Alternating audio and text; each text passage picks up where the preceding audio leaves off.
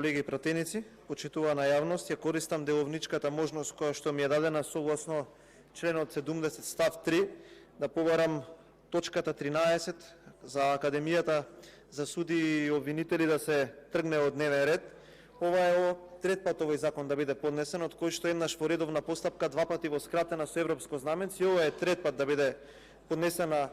оваа законска регулатива со европско знаменце. Она кој што е индикативно и за кој што во краткото време сакам да ја запознам јавноста, дека овој закон и покрај тоа што е поднесен со европско знаменце не се усогласува со ниту една европска регулатива, заради тоа што не постои европска регулатива која што дефинира на кој начин може да бидат избрани суди и обвинители.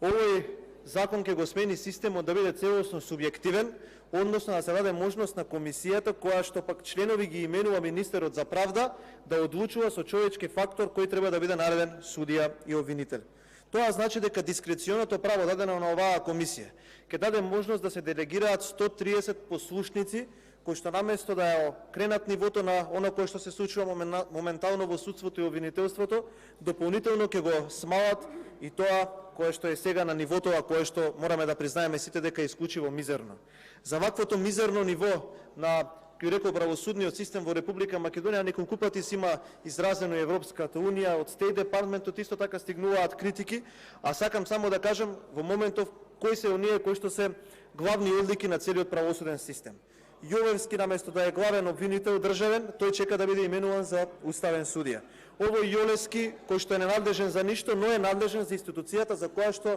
Ленче Ристовска вели дека е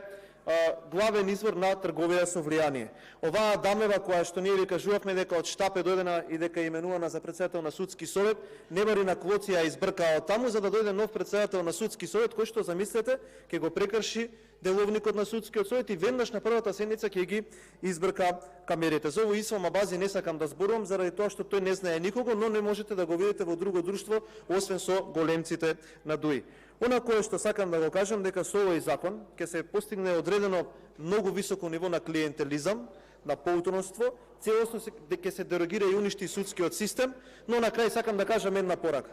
С оглед дека сте решени и ова да го поминете како законите за Бехтел и Енка, тие кои што ќе бидат именувани треба да знаат една работа. За многу кратко време некој ќе ги повика да одговорат зошто не постапуваат на очигледно исторени криминали и приложени докази и зошто се обидуваат да скријат некој функционер од власта. Кога ќе дојде таквото време, тогаш тие луѓе без разлика кој од која политичка партија е наместен таму, ќе треба да одговара. Уште еднаш апелирам, дајте да го трнеме од ова од дневен ред, затоа што на ваков начин уште повеќе ќе се срамеме и пред меѓународната заедница и према сите сериозни партнери на Република Македонија. Благодарам.